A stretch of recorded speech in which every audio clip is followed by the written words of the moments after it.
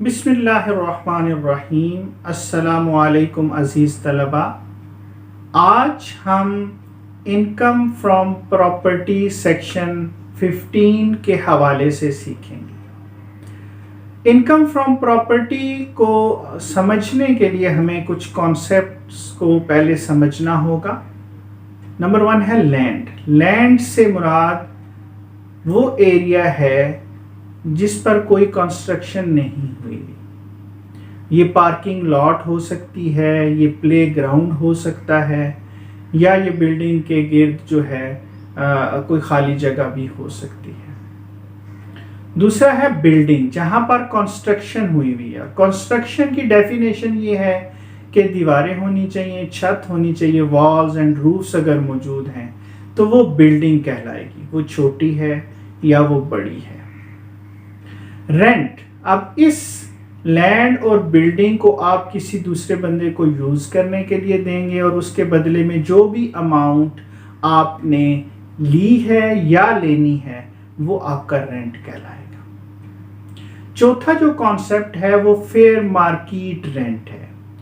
Fair market rent से मुराद ये है कि जहां पर वो बिल्डिंग या लैंड मौजूद है उसके सराउंडिंग में उस लोकेलिटी में उस जैसी लैंड और बिल्डिंग का जो रेंट है वो फेयर मार्केट रेंट होगा। यानी कि जहां पर बिल्डिंग मौजूद है, अगर वहां इर्द गिर्द जो लोग मौजूद हैं, उस तरह की बिल्डिंग्स जो हैं जिन लोगों की, वो उस बिल्डिंग का किराया अगर 80,000 ले रहे हैं तो आपके लिए भी वो 80,000 ही कंसिडर होगा। इसे हम फेयर मार्केट रेंट कहते हैं। अब कुछ कंडीशंस हैं जो पूरी होंगी तो उसे हम इनकम फ्रॉम प्रॉपर्टी के हेड के तहत टैक्सेबल करेंगे। Number 1, property should be a land और बिल्डिंग। ये जो प्रॉपर्टी है ये लैंड और बिल्डिंग होनी चाहिए। यहाँ कुछ मजीद आपने समझना है कि ये लैंड एंड बिल्डिंग जो है अगर किसी ट्रस्ट की है या ये land and building agriculture purpose के लिए यूज हो रही है, कोई और लीगल ऑब्लिगेशन है, या ये किसी नॉन प्रॉफिट ऑर्गेनाइजेशन की लैंड एंड बिल्डिंग है और वो इससे रेंट वसूल कर रहे हैं, तो फिर ये इनकम जो है फ्रॉम प्रॉपर्टी के तहत टैक्सेबल नहीं होगी, बल्कि ये टैक्सेबल ही नहीं होगी। उसके बाद जो रेंट है वो रिसीव कर लिया आपने, या जो रिसीवेबल है वो आप उस लैंड एंड बिल्डिंग को किसी दूसरे बंदे को इस्तेमाल के लिए देते हैं और उसके बदले में जो आप अमाउंट रिसीव कर रहे हैं या जो अमाउंट आपकी रिसीवेबल है वो आपका रेंट कहलाएगा। और तीसरी जो चीज़ है वो ये कि जो पर्सन रेंट वसूल कर रहा है वो must be the owner of the building, वो उस लैंड एंड बिल्डिंग का मालिक होना चाहिए।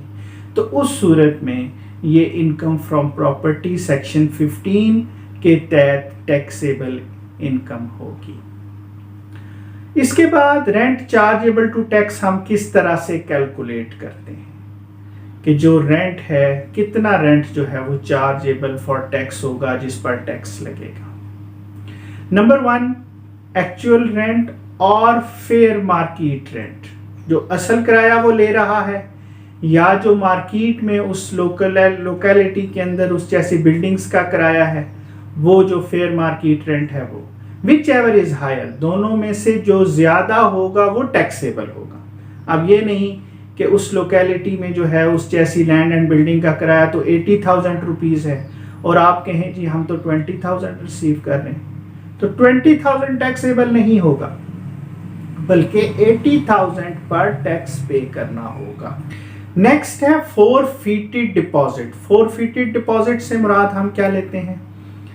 ये जो रकम आपको बयाने के तौर पर, एडवांस के तौर पर दी गई कि आप लैंड और बिल्डिंग अपनी बेचना चाहते हैं, तो जो ख़रीदार था उसने आपको कुछ रकम एडवांस के तौर पर दी कि ये रख लें और बाकी अमाउंट जो है वो हम बाद में पे करेंगे। वो बाद में उस अमाउंट को पे नहीं कर सका, या वो लैंड एंड बिल्डिंग का जो कॉन्ट्रैक्ट परचेज करने का था उसको पूरा नहीं कर सका, तो ये जो अमाउंट होती है ये ज़ब्त कर ली जाती है। तो जितनी भी अमाउंट आपने इस तरह से ली है کہ آپ نے اپنی لینڈ اینڈ بلڈنگ بیچنی تھی اور اس کے ایڈوانس کے طور پر لی، بیانے کے طور پر یا ٹوکن منی کے طور پر یہ رقم وصول کی، اور وہ رقم آپ نے جو ہے وہ ضبط ہوگی لا کے تحت، کیونکہ اس نے اپنا کانٹریکٹ پورا نہیں کیا، تو یہ بھی انکم فرام پراپرٹی کے تحت چارجیبل ہوگی، اور اس کو ہم انکم فرام پراپرٹی میں جمع کریں گے۔ نیکسٹ ہے obligation of the owner paid by the tenant. کوئی بھی پیمنٹ جو مالک نے کرنی تھی اس کی جگہ پر اگر کرایہ دار نے پیمنٹ کر دی ہے تو اسے بھی ہم جو ہے وہ انکم فرام پراپرٹی جو آنر ہے اس کی انکم میں شامل کریں گے۔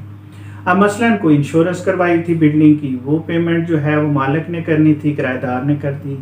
کوئی ٹیکسز تھے جو مالک نے پے کرنے تھے، وہ کرایہ دار نے پے کر دیے۔ تو اس طرح کی جتنی بھی پیمنٹس جو مالک نے کرنی تھیں وہ اگر کرایہ دار ٹیننٹ کر دے گا تو وہ بھی جو آنر ہے اس کی انکم فرام پراپرٹی میں شامل ہوں گی، اور ان پر بھی ٹیکس اس کو دینا پڑے گا۔ نیکسٹ ہے جی 1/10 of the advance not adjustable in rent. کوئی بھی آپ نے ایڈوانس لیا ہے جسے آپ نے رینٹ میں ایڈجسٹ نہیں کرنا، اس کا 1/10 آپ کی انکم فرام پراپرٹی میں ٹیکس پیئر کے طور پر شامل ہو جائے گا، اور اس پر آپ کو ٹیکس دینا پڑے گا۔ اب بعض اوقات کیا ہوتا ہے کہ وہ مالک کہتا ہے جی آپ سیکیورٹی دیں، یا ہمارے ہاں ایک پگڑی کا ورڈ یوز کیا جاتا ہے، وہ اب آپ نے دے دی۔ وہ کہتے ہیں جی جب آپ بلڈنگ خالی کریں گے تو یہ پیسے ہم آپ کو واپس کر دیں گے۔ یہ رینٹ میں شامل نہیں ہوں گے، یہ سیکیورٹی کے طور پر رکھے گئے ہیں کہ اگر آپ نے کوئی پیمنٹ وغیرہ نہ کی تو ہم اس میں سے کاٹ لیں گے، یا کوئی بلڈنگ کا نقصان ہوا تو ہم اس میں سے کاٹ لیں گے۔ تو اگر ایسی کوئی بھی اماؤنٹ آپ نے لے کر رکھی ہوئی ہے ٹیننٹ سے تو اس کا 1/10 جو ہے وہ انکم میں شامل ہو جائے گا، انکم فرام پراپرٹی پہ، اور اس پر آپ کو ٹیکس دینا پڑے گا۔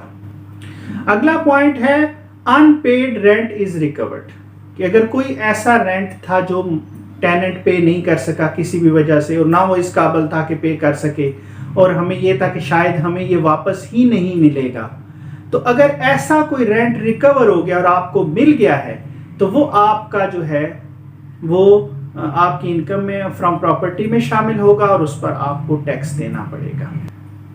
تو یہ 5 پوائنٹ آپ نے ذہن میں رکھنے ہیں، ایک ایکچوئل رینٹ، اور جو فیئر مارکیٹ رینٹ ہے وچ ایور از ہائر وہ ہوگا، دوسرا فورفیٹڈ جو ایڈوانس ہے، ڈپازٹ ہے وہ ہوگا، تیسرا جو ہے وہ آپ کا اوبلیگیشن اگر کوئی بھی تھے آنر کے پیڈ بائی ٹیننٹ ہے، چوتھا 1/10 of the advance not adjustable in rent, اور پانچویں چیز جو ہے وہ ان پیڈ رینٹ از ریکورڈ۔ تو یہ 5 اماؤنٹ جو ہیں وہ انکم فرام پراپرٹی میں شامل ہوں گی، اور یہ چارجیبل ٹو ٹیکس ہوں گی۔ تو اس کو ہم لکھتے ہیں RCT، یعنی کہ رینٹ چارجیبل ٹو ٹیکس۔